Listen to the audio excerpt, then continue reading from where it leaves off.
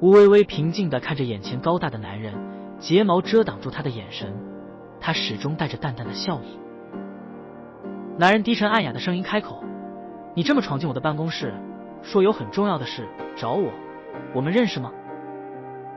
吴微微色泽饱满的唇轻启：“没关系，我们马上就认识了，叶先生。”男人看着眼前这个瘦弱的女生，穿着洗得泛白的碎花连衣裙，青丝齐腰，圆溜溜的大眼带着一股说不明白的感觉，清纯中不知道为什么中带着一股狡黠，一眼看过去就知道是个还没长开的小丫头。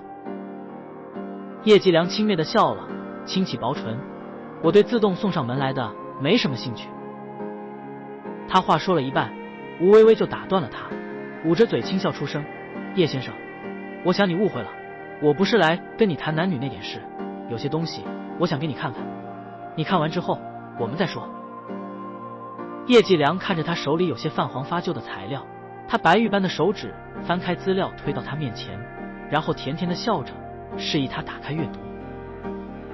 叶继良揉了揉眉心，有一丝不耐，随手翻了一下眼前资料，看到母亲的名字，他有些吃惊，然后接着翻下去，眉头紧锁。这些可作为证据的材料一旦公开，叶继良的母亲会被家族唾弃，更甚者，叶氏的股价大跌也不是不可能。叶继良皱眉抬头看着眼前始终带着微笑的女孩，两人视线相接，他毫无退缩之意，甚至充满了挑衅。叶继良这么多年从未见过这样的女孩，投怀送抱的，机关算尽为了接近她的不计其数，眼前这个人好像还真不是来投怀送抱的。叶继良挑眉看着他说：“这些资料我都买了，你开个价。”吴微微扑哧一声笑了出来：“叶先生，如果我只是为了钱，我大可不必大费周章来这一出，资料邮寄给你，我还怕你不付钱吗？”叶继良深邃的眸暗了下去，他有些不耐道：“所以你这是在威胁我？”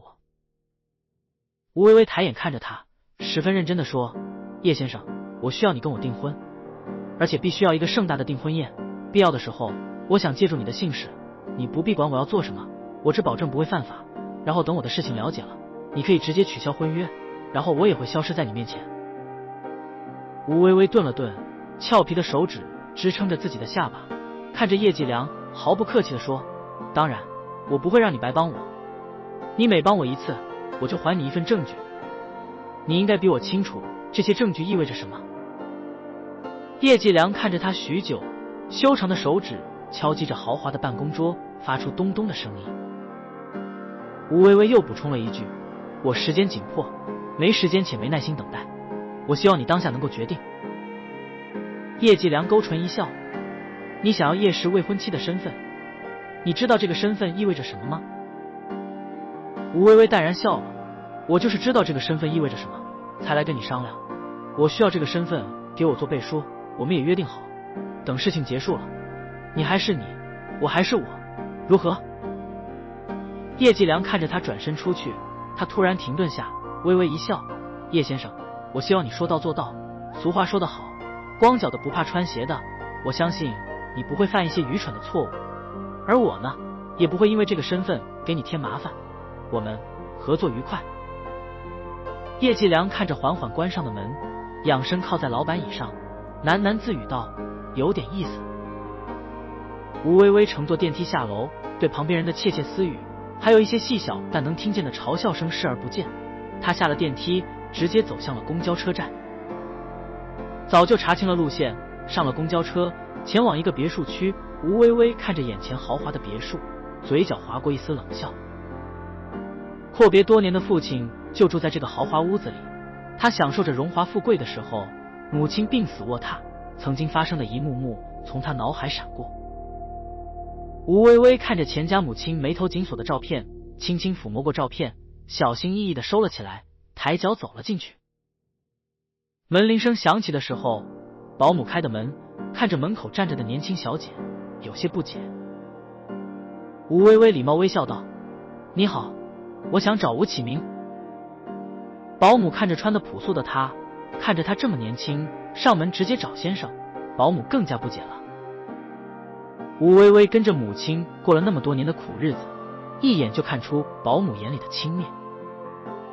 吴微微唇角微挑道：“他是我爸爸，多年不见，我想来看看他。”保姆吃惊地看着他，有些半信半疑，不知道真假的情况下，保姆只得进去通报了。过了一会，身着剪裁合身的西装中年男子出来，岁月在他脸上留下了许多痕迹，但也掩盖不了他年轻时的风光。父女相视，吴启明吃惊地看着眼前的吴微微，惊得嘴都忘记闭拢了。吴微微眼中闪烁着泪光，忍着泪水没有掉落，轻轻喊了一声爸爸。吴启明听到这一声爸爸，再看着眼前已经这么大的女儿了，有些激动地落了泪。他颤抖地伸出手摸着她的头，喊了一声微微。吴微微捂着嘴嘤嘤哭泣，泪眼婆娑。爸爸妈妈走了，太突然了。吴启明浑身一个战栗，几乎站不稳。他握着吴微微的肩膀，有些痛苦地说：“什么时候的事？我怎么不知道？”吴微微摇头哭着说：“妈妈，他不让我告诉你。他说，你这些年在外面肯定过得也不容易，不要来打扰你的生活。”吴启明回想起前妻那温婉的模样，不管如何对他都逆来顺受。想起那些年他默默为他付出的样子，吴启明揪着胸口的衣服，这难过到底是装不出来的。吴微微敛下眸子，捂着的唇勾起一抹冷笑：“原来你也会难过，吴启明。”吴启明突然反应过来，赶紧带着吴微微进屋，然后亲自拿了居家鞋给她换上。保姆们忙进忙出的准备喝的吃的。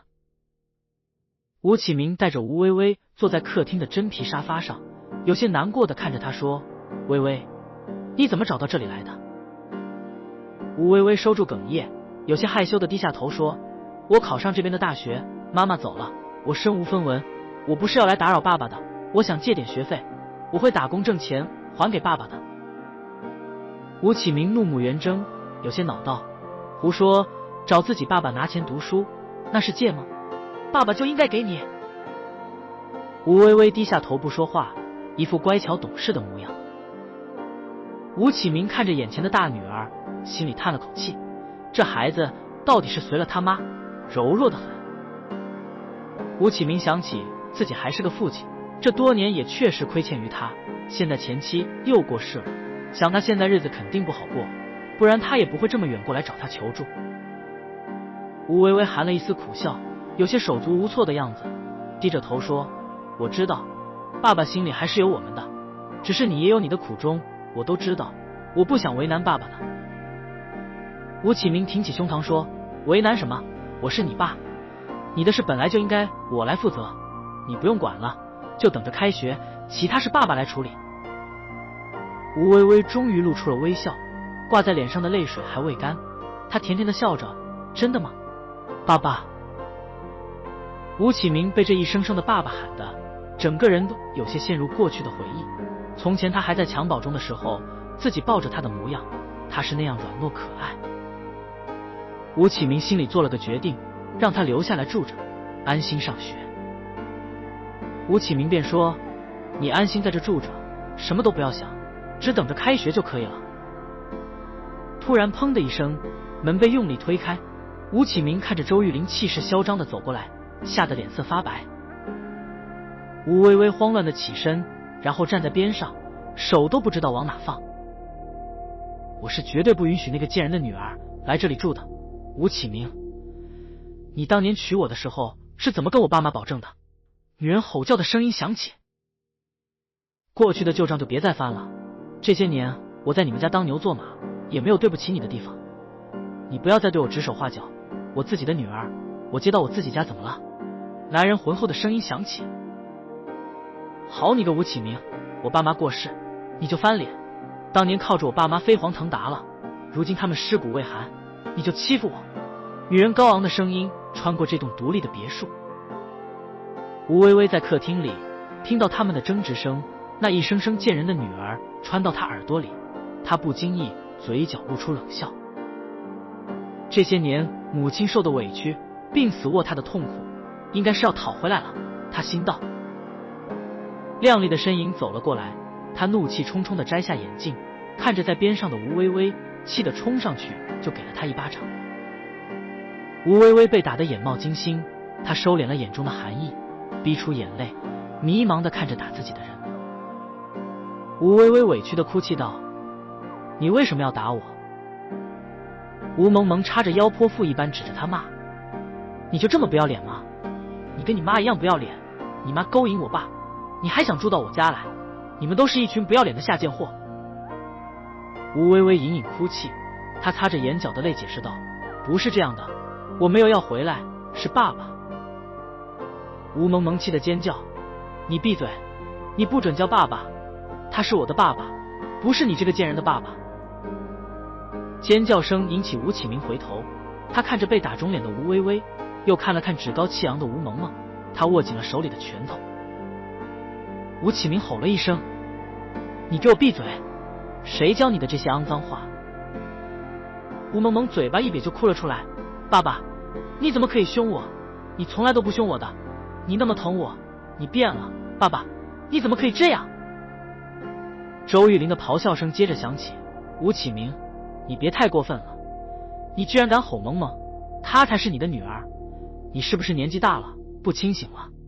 你要接她回来，你就和她一起滚出这个家，这个别墅还是我爸妈留给我的。”吴启明好像被人戳到痛处，反手一巴掌甩了过去，周玉林被打倒在地，不可思议地看着他。吴启明看着自己的手，久久没有回过神，他也不信自己出手了。周玉林痛哭流涕，捂着脸站了起来，一脸狰狞道：“行，吴启明你长本事了，我周玉林当年瞎了眼看上你，你给我等着，公司的股份我会全部收回来的，我要让你净身出户。”吴微微侧身趴在那边，静静地听他们争吵，然后不着痕迹露出嘲讽的笑：“这也是你的报应吧？”吴启明这才反应过来，里面上去抱着周玉林，哄着道：“老婆，我错了，我是鬼迷心窍了，你别生气，都是我的错，我可能今天喝多了，你别生气了。”周玉林一把推开他，大吼大叫道：“你错了，你错哪了？怎么知道怕了是吗？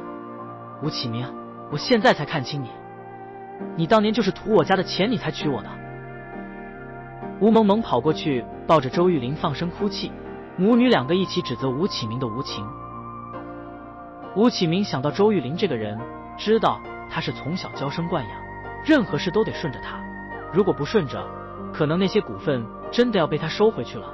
想了想，吴启明立马换了态度，他看着周玉林，然后缓缓地跪了下去：“老婆，我真的错了，我不接她回来，但是她也是我的女儿，这是不能改变的事实，要是我对她不闻不问，被媒体知道了，也会影响我们的股价。”周玉林低头看着吴启明，想到他说的也是事实，有些不耐道：“那你随便给他安排个地方，咱们家钱也不是大风刮来的，他在乡下住得好好的，你每个月生活费也给了，我已经是睁一只眼闭一只眼，你现在说要接他回来，未免太过分了。”吴启明低着头说：“这不是他考上大学了吗？刚好在这个城市，我要是放任不管，到时候传出去了，我成什么了？我也是为着我们着想啊。”周玉林嚣张跋扈惯了，最不喜欢别人忤逆他，他瞪着地上的吴启明道：“我不管那些，你自己想办法，反正2条你记住了，第一，不准对外公开她是你女儿，第二，不准接回来。”吴启明有些窝囊的低垂着头，他膝盖有些发麻，这些年伏低做小，男人的尊严都不要，不就是为了有一天自己能继承这个公司吗？现在这些算什么？这么多年忍过去了，再忍忍吧。周玉林有些嘲讽地看着吴微微，然后对着吴启明说：“你赶紧把她弄走，别脏了我们家，还有一点，别想着给她好吃好穿，你要知道你的钱都是我们周家的。”吴启明有些艰难地起身，周玉林扭着身子就上楼了，他很有自信，吴启明这些年在他面前就没有不听话的时候。吴启明慢慢走到吴微微面前，吴微微强扯出一抹笑，脸上的伤口被拉动，他轻微皱眉。吴启明看着他泪眼婆娑的样子，想起前妻，其实他心里多少有些愧疚的，但是很快他就强忍下去自己的不忍。吴启明知道周玉林肯定在楼上听着，他冰冷无情地说：“微微，爸爸无能，大学的事你自己想办法吧。吴微微强颜欢笑，忍着泪水安慰他，爸爸，没关系的，我可以去兼职，你不要再为的事为难。你和玉玲阿姨生活本来好好的，是我的出现打扰你们了，我这就走。吴微微艰难地从沙发上爬起来，她瘦弱的样子好像风一吹就会倒，她强忍着泪水不落下来的样子，她艰难地背着背包的样子。吴启明甚至有些憎恨自己，做父亲的怎么能这么狠心？她也是自己的亲生女儿啊！那些年对前妻的自责，还有对周玉玲的憎恨，都挤满了他的胸腔。吴微微走到门口的时候，有些依依不舍地看着吴启明道：爸爸，这些年我和妈妈都知道你过得不容易，妈妈从来没有怪过你，她一直都理解你。爸爸，我走了，你以后好好照顾自己，我也会照顾好自己，你真的不用担心我。吴萌萌气不过，愤恨地说：你在装可怜，你要走早就走了，怎么还等着我爸回心转意留下你吗？吴微微摇头卑微道：没有，我这就走，只是我不认识路，我可以问下路吗？吴启明想了想，就是问个路，这没有什么不能说的，就回了一句：你要去哪？吴微微有些哽咽道：之前妈妈说我跟叶家长子有婚约，我知道你们不是故意不收留我，可是我真的身无分文了，我只能去投奔叶家了。周玉玲看着楼下的一切，想起她那个穷酸样的妈能给她定什么亲，估计也是个穷小子，不得了就是个普通上班族。吴启明就问道：哪个叶家？你知道大概地方吗？吴微微思索了下，有些迷糊道：好像是什么夜市，也在爸爸住的附近，具体在哪我就不是很清楚了。吴启明倒吸了一口凉气，以为自己听错了，然后问道：你说是叶氏，是不是那个叶氏集团？微微，你可不能乱说啊，那个叶氏集团可是跨国集团，这附近住的只有一个叶家，而且他们是独立的花园。周玉玲也惊了一下，当初他们为了靠近叶氏，托了多少关系才买了这里的别墅，他一张嘴就说跟叶氏有婚约。周玉玲心想，他肯定是编的，心里打定主意，想着留下他，然后看他的谎言被戳破，这样吴启明就会不待见他了，一举两得。周玉玲看着吴微微，越看越觉得她长得像他妈，指甲陷进肉里，呵，就等着你谎言被识破的时候丑陋样子吧。吴微微准备出门了，吴启明还处在惊愕当中。周玉玲喊了一声：你站住！吴微微回头，一脸迷茫地看了看他们，吴启明也回头看着周玉玲。周玉玲命令道：你过来。吴微微抬头看了一眼吴启明，有些无措地站在原地不敢动。吴启明有些烦躁了，便道：我都说了送他走了，你还要做什么？周玉玲冷笑道：他说他跟叶氏长子有婚约，你就这么让他走了，以后我们怎么跟叶氏交代？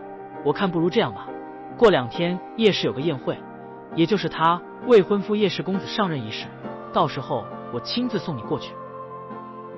吴启明想着是女儿搞错了，不想她去那么大的场合丢人现眼，到时候搞得自己也没面子，便不同意了。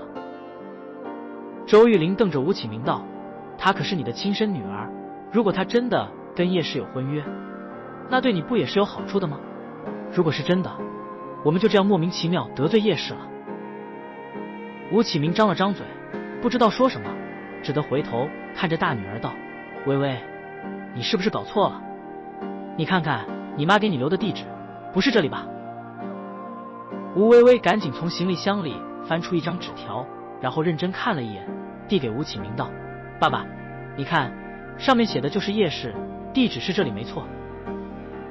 吴启明看了看上面娟秀的字体，确认是前妻的笔迹无误，但是他实在有些吃惊，前妻是什么时候给大女儿定的婚约，他怎么不知道？周玉玲眼珠子一转，想着他还编得挺像，那行，就陪你演完整场戏，到时候再来收拾你。周玉玲便吩咐保姆收拾房间给吴微微住，吴萌萌的尖叫声响起，周玉玲又去安抚她。忙了一晚上，吴薇薇终于得以进入给自己安排的房间。吴薇薇进了房，关上门，冷笑看着房间的布置，即便只是一间客房，也是这样的富丽堂皇。想必这些年他们过得挺滋润吧。吴薇薇抚摸着床上真丝的床罩，然后拧紧了一角，唇角微挑：“妈妈，这些原本该属于你的一切，我都要替你夺回来了。”吴薇薇迷迷糊糊趴在床上睡着了。周玉玲回到房间之后，拖着吴萌萌劝道：“你且等2天，到时候我把她带到夜市宴会上，当着所有人的面羞辱她一番。她还恬不知耻地说自己跟叶氏有婚约，到时候拆穿她的谎言，让她丢人丢到家，到时候你爸爸肯定就厌烦她。你知道你爸那个人就爱个面子。”吴萌萌没什么脑子，听到妈妈这么说，也觉得有理，想想都觉得兴奋。她就握着周玉玲的手说：“妈妈，那太好了，我还以为你真要收留他呢。”周玉玲摸着她的头道：“怎么可能收留他？好了，乖女儿别气了，赶紧洗漱敷个面膜睡觉去。”吴萌萌点头道：“我知道了，妈，你也去休息吧。”吴薇薇在家住的这2天风平浪静，周玉玲也没横眉竖眼，但是吴薇薇清楚，这只是暴风雨前的宁静，但是她根本不在乎，她也有惊喜送给他们母女俩。宴会那天，周玉玲穿了一身真丝定制旗袍，把她的女人味牵引出来，吴萌萌则穿了一身大牌限量的礼服。周玉玲看着吴薇薇穿着洗得泛白的碎花莲衣服，便装作吃惊道：“薇薇，今天要去的地方可是名流贵族聚集的地方，你可不能穿得这么寒酸。萌萌那边还有许多的礼服，你们身材差不多，你挑一件穿着就是。”吴薇薇害羞地低下头，白玉的手握在身前，一副乖巧的模样。吴萌萌趾高气昂地说：“真是小家子气，上不得台面，我也不差1件2件衣服的，说了让你去挑，你就去。”吴薇薇细小的声音道谢，只得随着他们进去挑裙子。周玉玲和吴萌萌等着看她的笑话，就等着她挑一件最不合适的礼服穿着。吴薇薇拿出一件湖水蓝的礼服看了看，然后回头怯生生地说：“那就这件吧，我先去换衣服，谢谢玉玲阿姨和萌萌。”等到吴薇薇进了换衣间，周玉玲和吴萌萌扑哧一声笑了出来。吴萌萌笑着说：“这个乡巴佬果不其然选了一件最老气的，这件礼物没记错的话，还是我18岁成人礼的时候定制的，都过去多少年了，他居然能挑出来，我今年的新款都摆在这呢。”周玉玲捂着嘴齿笑道：“到底是没见过世面的，别管了，只要他不穿的破破烂烂，随他去吧。”等到吴薇薇穿好衣服走出来的时候，周玉玲母女抬眼看过去，差点鼻子都气歪了。吴薇薇随意扎着麻花辫，露出修长的脖颈，含羞带怯的模样十分可人，湖水蓝的礼服反倒被她穿出了一种复古的感觉。她走过落地窗，缓缓停在周玉玲母女面前，吴萌萌嫉妒地看着她，恨不得把她身上的裙子扒下来。周玉玲小声附在她耳边说：“小不忍则乱大谋。”吴萌萌哼了一声，抬头挺胸高傲地走出房间。周玉玲假笑地看着吴薇薇，然后也一前一后走了出去。吴启明亲自开车，一家人前往夜市宴会。等到宴会的时候，吴启明跟一些企业家寒暄，周玉玲则带着吴薇薇、吴萌萌前往女宾区。周玉玲熟络地和那些名门贵妇谈笑，一群人时不时地回头看了看吴薇薇。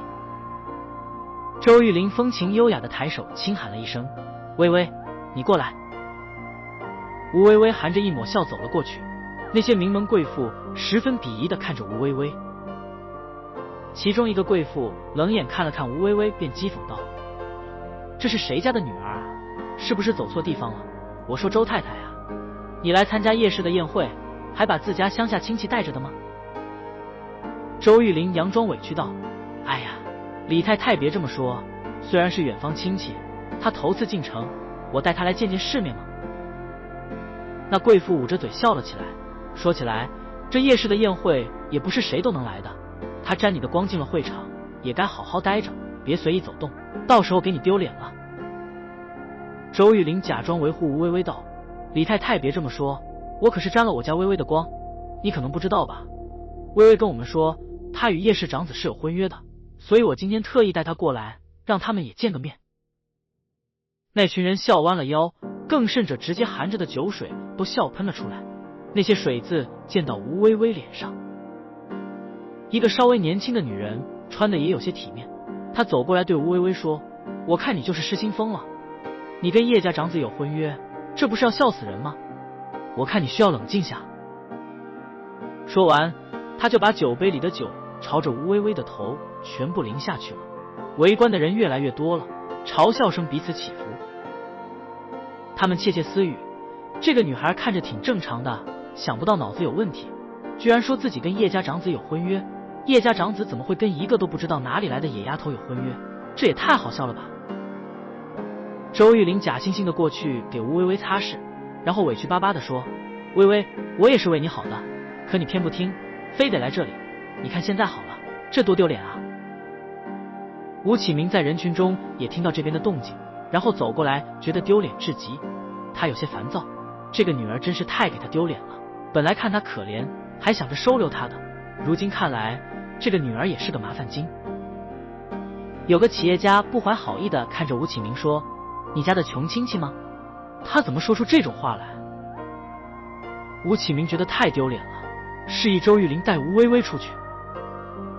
周玉玲也看见吴启明的厌烦，然后对着吴微微说：“微微啊，走吧，这么多人看着呢，这多丢脸啊！”吴微微装作委屈害怕的样子看着他们，然后哭红了眼，睫毛遮挡住他眼里的清冷。哼，这群人。叶继良是穿过人群走过来的，他一眼就看见吴微微狼狈地站在人群里。所有人都仰望着叶氏这位新任总裁，带着倾羡的目光讨好地围了上去。叶继良身边的保镖挡住他们的靠近，护着他穿过人群。那些名媛淑女矫揉做作的样子全被叶继良无视。李太太仗着自己老公的公司跟叶氏有合作，自认为跟叶氏也能搭上话，她低眉顺目地说：“叶总，我是李牧的太太，我们家跟您家也是合作很多年了呢。”叶继良扫了他一眼，然后在众人讶异的眼光中走到了吴微微的身边。几乎所有人不敢置信地看着这一幕，叶氏长子叶继良亲自走过去，擦干净他脸上的污渍。周玉玲惊掉了下巴，半天说不出一句话来。叶继良无比温柔的目光凝望着吴微微，轻柔哄道：“你怎么来了也不告诉我下，我好派人去接你。”吴微微隐隐哭泣：“继良哥哥，我可能做错了什么？他们都骂我，还把酒泼我身上，我好害怕。”他咬唇委屈哭泣的样子，真让人心疼啊。叶继良挑眉看向人群，他们吓得缩了缩脖子，然后有些人尴尬地退了一步。吴微微轻轻靠在叶继良的手臂上，哭得有些颤抖。叶继良轻抚着他的头说：“别怕，我在。”周玉玲还不知道什么情况，有些别扭道：“叶少，他说他跟你有婚约，我知道您肯定是善意，不忍心揭穿他，我现在就带他走。”叶继良好笑地看着周玉玲，然后牵着吴微微地说：“今天的上任仪式准备的有些仓促，还没跟各位宣布。吴微微不日将和我订婚，届时再通知各位参加订婚宴。”吴微微看着周玉玲，惊得不小心咬了自己的舌头，那群人倒抽了一口凉气。吴启明张开嘴看着他们，半句话说不出来。有胆子大的酸言酸语来了一句：“叶少，您要订婚的事怎么我们都不知道呀？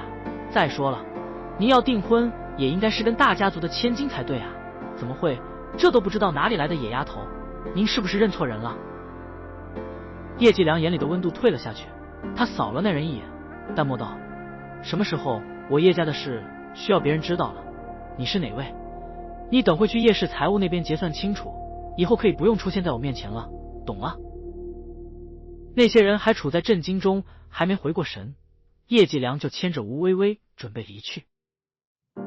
吴微微哭红了眼，如受惊的兔子般看着叶继良说：“继良哥哥，我今天在这里被他们羞辱一番，于我个人我是没什么，但是我是为了叶氏着想，也更是为了你着想。